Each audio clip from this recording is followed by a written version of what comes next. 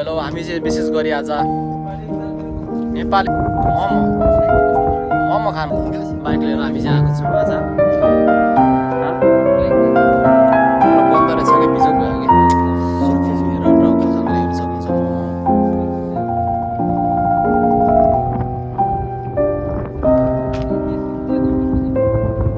खत्तम भइगयो नि त टाढोबाट आएको 2 वर्ष पछाडि नेपालीबाट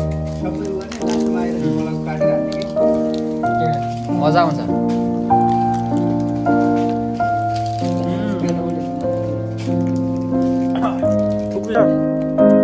केटालाई ढोका खोल्नु नजाने फाइनली सामान किनिसक्यो, चटपटेको सामान। ओ यो तिम्रो बाइकमा राख न, तिम्रो बाइकमा राख न। यो